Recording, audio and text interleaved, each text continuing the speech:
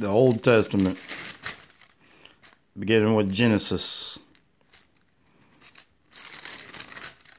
chapter 1, verse 1.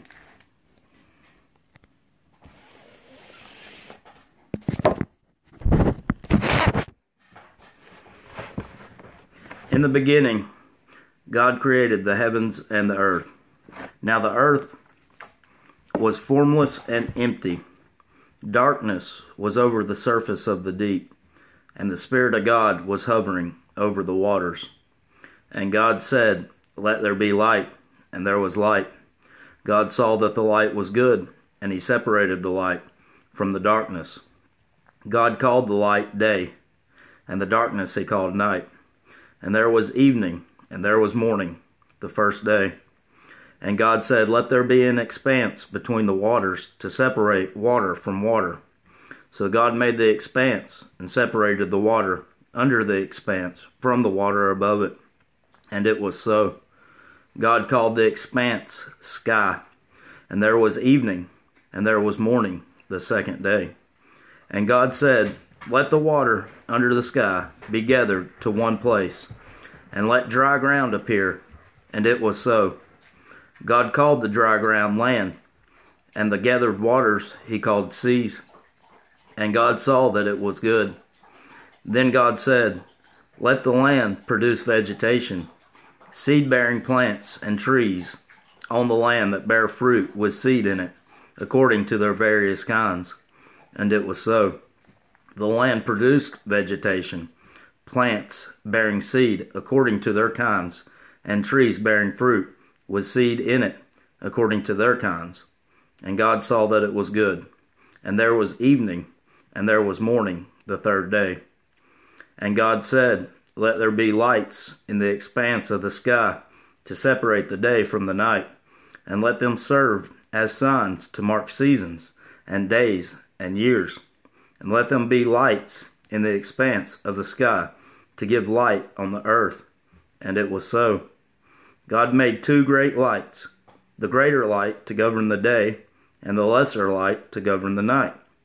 He also made the stars. God set them in the expanse of the sky to give light on the earth, to govern the day and the night, and to separate light from darkness.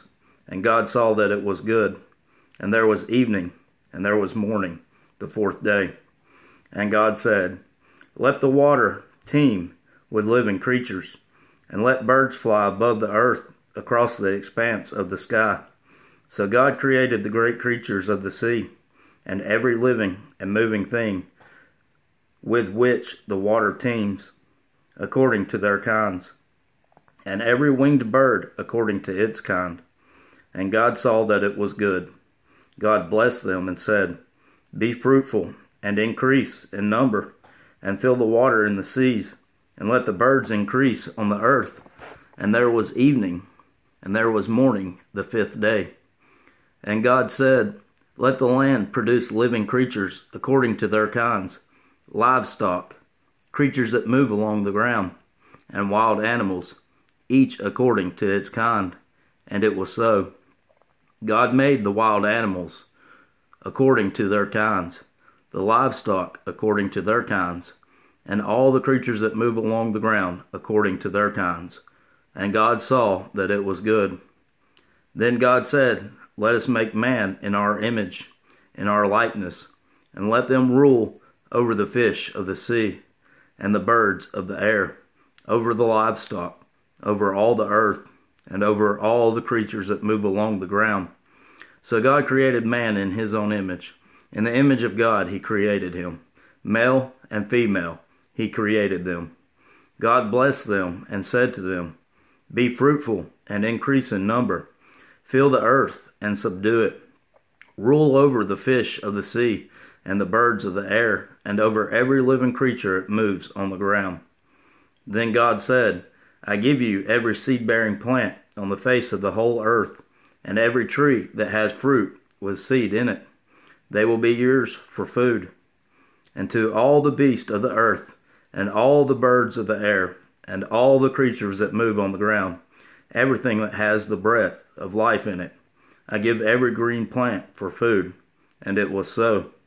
God saw all that he had made, and it was very good. And there was evening, and there was morning, the sixth day. Chapter 2. Thus the heavens and the earth were completed in all their vast array. By the seventh day God had finished the work he had been doing. So on the seventh day he rested from all his work.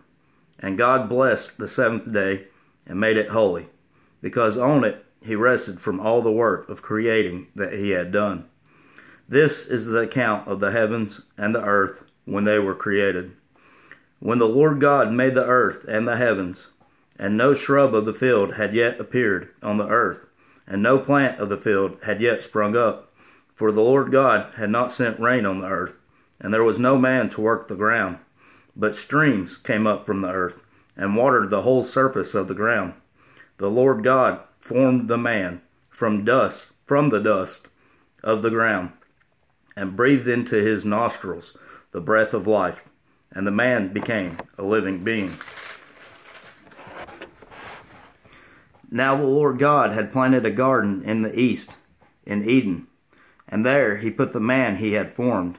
And the Lord God made all kinds of trees grow out of the ground, trees that were pleasing to the eye and good for food. In the middle of the garden were the tree of life and the tree of knowledge of good and evil. A river watering the garden flowed from Eden. From there it was separated into 4 headwaters. The name of the first is the Fishon. It winds through the entire land of Havilah, where there is gold. The gold of that land is good. Aromatic resin and onyx are also there. The name of the second river is the Gihon. It winds through the entire land of Cush. The name of the third river is the Tigris. It runs along the east side of Ashur. And the fourth river is the Euphrates. The Lord God took the man and put him in the Garden of Eden to work it and take care of it. And the Lord God commanded the man, "You are free to eat from any tree in the garden, but you must not eat from the tree of the knowledge of good and evil. For when you eat of it, you will surely die." The Lord God said, "It is not good for the man to be alone. I will make a helper suitable for him." Now the Lord God had formed out of the ground all the beasts of the field and all the birds of the air. He brought them to the man to see what he would name them. And whatever the man called each living creature, that was its name. So the man gave names to all the livestock, the birds of the air, and all the beasts of the field.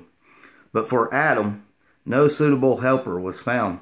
So the Lord God caused the man to fall into a deep sleep. And while he was sleeping, he took one of the man's ribs, and closed up the place with flesh. Then the Lord God made a woman from the rib he had taken out of the man, and he brought her to the man. The man said, "This is now bone of my bones, and flesh of my flesh. She shall be called woman, for she was taken out of a man. For this reason, a man will leave his father and mother, and be united to his wife, and they will become one flesh. The man and his wife were both naked, and they felt no shame." Chapter 3. Now the serpent was more crafty than any of the wild animals the Lord God had made. He said to the woman, "Did God really say, 'You must not eat from any tree in the garden'?" The woman said to the serpent, "We may eat fruit from the trees in the garden, but God did say, 'You must not eat fruit from the tree that is in the middle of the garden, and you must not touch it, or you will die.'" "You will not surely die," the serpent said to the woman, "for God knows that when you eat of it, your eyes will be open, and you will be like God, knowing good and evil." When the woman saw that the fruit of the tree was good for food, and pleasing to the eye, and also desirable for gaining wisdom, she took some and ate it. She also gave some to her husband, who was with her, and he ate it. Then the eyes of both of them were opened, and they realized they were naked. So they sewed fig leaves together, and made coverings for themselves. Then the man and his wife heard the sound of the Lord God as he was walking in the garden in the cool of the day, and they hid from the Lord God among the trees of the garden. But the Lord God called to the man, "Where are you?" He answered, "I heard you in the garden, and I was afraid because I was naked, so I hid." And he said, "Who told you that you were naked? Have you eaten from the tree that I commanded you not to eat from?" The man said, "The woman you put here with me, she gave me some fruit from the tree, and I ate it." Then the Lord God said to the woman, "What is this you have done?" The woman said, "The serpent deceived me, and I ate." So the Lord God said to the serpent, "Because you have done this, cursed are you above all the livestock and all the wild animals. You will crawl on your belly, and you will eat dust all the days of your life. And I will put enmity between you and the woman, and between your offspring and hers. He will crush your head, and you will strike his heel." To the woman he said, "I will greatly increase your pains in childbearing. With pain you will give birth to children. Your desire will be for your husband, and he will rule over you." To Adam he said, "Because you listened to your wife and ate from the tree about which I commanded you, you must not eat of it. Cursed is the ground because of you. Through painful toil you will eat of it all the days of your life. It will produce thorns and thistles for you, and you will eat the plants of the field. By the sweat of your brow you will eat your food until you return to the ground, since from it you were taken, for dust you are, and dust you will return." Adam named his wife Eve, because she would become the mother of all the living. The Lord God made garments of skin for Adam and his wife, and clothed them. And the Lord God said, "The man has now become like one of us, knowing good and evil. He must not be allowed to reach out his hand and take also from the tree of life and eat and live forever." So the Lord God banished him from the Garden of Eden to work the ground from which he had been taken. After he drove the man out, he placed on the east side of the Garden of Eden cherubim and a flaming sword flashing back and forth to guard the way to the tree of life. On the next one, I'll be starting Genesis chapter 4, and the subject will be Cain and Abel. Thank you.